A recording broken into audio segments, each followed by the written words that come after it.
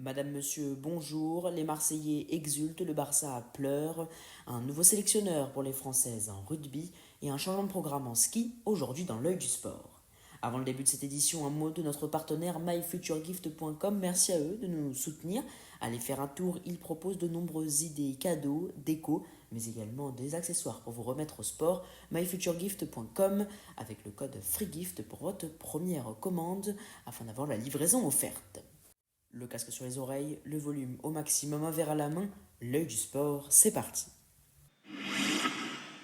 Tout était bien mal embarqué, mais pourtant, au bout de 90 minutes, l'Olympique de Marseille exulte. En effet, après 17 défaites consécutives, l'OM a enfin battu une équipe du Big Four. C'était une attente de plus de 14 ans. Les Marseillais ont pourtant été cueillis à froid dans les premières minutes de la rencontre. Ils ont encaissé un but, c'était à la 6e de Harvey Barnes sur une perte de balle au moment de la relance de Benjamin Pavard. 1-0 pour Newcastle, mais c'était sans compter le réveil de l'avant-centre marseillais au Pierre-Emerick Aubameyang. Plusieurs situations pour égaliser à la 18e, à la 19e, mais encore en fin de première période à la 37e et à la 40e. Et c'est finalement dans le second acte qui trouvera les moyens d'atteindre cette égalisation. Ce sera à la 46e. Il efface le portier anglais et marque dans un angle très fermé. 4 minutes plus tard, il a doublé la mise en reprenant au premier poteau un centre de Wea, 2-1 à la 50e. C'est bon, les Marseillais tiennent leur match. Au bout de 90 minutes, c'est 3 points pris par l'OM et 3 points qui changent beaucoup de choses. En effet, cela met les Marseillais en position de force pour pouvoir intégrer le top 24 qui est synonyme de qualification pour les playoffs de Ligue des Champions.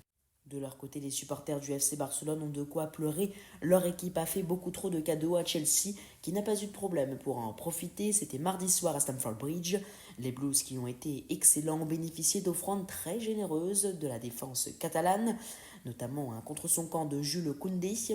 Et puis l'expulsion de Ronald Araujo à la 44e n'a rien arrangé. L'homme du match, c'est Cucurella qui a été à un très très haut niveau hier soir, semblable aux performances qu'il avait livrées notamment lors de la Coupe du Monde des clubs. Dans les autres rencontres, premier revers pour Manchester City, 2-0 face au Bayer Leverkusen. Victoire de Dortmund également, 4-0, c'était face à Villarreal. Et la Juve qui s'est imposée 3-2 face au Bodo Glimt. En rugby, l'équipe de France féminine a un nouveau sélectionneur après l'audition des candidats retenus la semaine passée par la fédération.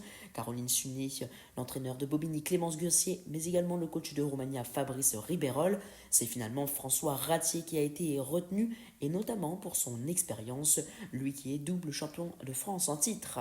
À la tête du stade bordelais, il succède donc au duo Gaël Mignot-David Horlitz qui a achevé son mandat de 3 ans sur une décevante 4e place à la Coupe du Monde, c'était en Angleterre en septembre. En cyclisme, lui qui était chez Movistar depuis 3 ans, Fernando Gaviria s'est engagé mardi avec l'équipe espagnole qui évolue en 2e division en Pro Team, la Cararojal Seguros RGA. Le sprinter colombien va donc évoluer pour la première fois dans une équipe qui n'appartient pas au World Tour. Et puis le vainqueur du Tour de Lombardie 2016, Esteban Chaves, a annoncé ce lundi qu'il prenait sa retraite. Il est âgé de 35 ans. Information importante pour tous les fans de ski alpin, aujourd'hui la Fédération internationale a communiqué un nouveau programme de course prévu en fin de semaine prochaine à Beaver Creek, c'est aux États-Unis, et en raison d'un manque d'enneigement, il n'y aura qu'une seule descente masculine au lieu des 2 initialement prévues. Le programme à présent avec du football et la suite de la 5e journée de Ligue des Champions.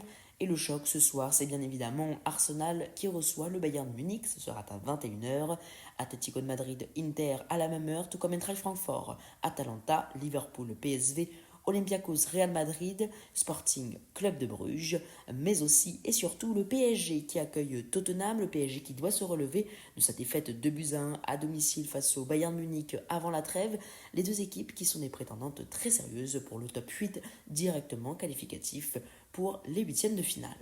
Quelques rencontres à vous signaler, ce sera jeudi en Ligue Europa avec notamment AS Rome Midtjylland, ce sera à 18h45, mais aussi et surtout le LOSC qui accueille le Dynamo Zagreb à la même heure. Plus tard dans la soirée à 21h, le Maccabi Tel Aviv accueillera lui l'Olympique Lyonnais. Tandis qu'en Ligue Conférence, c'est la 3e Coupe d'Europe, le RC Strasbourg accueillera Crystal Palace à 21h également. Demain, en finale de la Coupe du Monde U17, le Portugal affrontera l'Autriche. Un match pour la troisième place également à suivre, ce sera Brésil-Italie. En basket, enfin, Monaco accueillera Andalou FS à 19h30 en Euroleague. Lyon-Villeurbanne se déplacera à Barcelone à 20h30. Voilà, vous savez maintenant tout. Merci beaucoup de nous avoir suivis une fois encore. Mais avant de nous quitter, vous l'avez peut-être vu passer, l'œil du sport couvrira pour vous quotidiennement les Jeux Olympiques d'hiver qui auront lieu du 6 au 22 février prochain à Milan-Cortina. Cette 25e Olympiade sera donc à suivre quotidiennement sur l'œil du sport. Nous comptons sur vous. Et puis partagez l'œil du sport largement tout autour de vous. Abonnez-vous et si ce n'est pas encore fait, mettez un commentaire, ça prend quelques secondes et pourtant ça change tout pour nous. Pour ma part, je vous donne rendez-vous vendredi soir pour un nouveau point complet sur l'actualité sportive.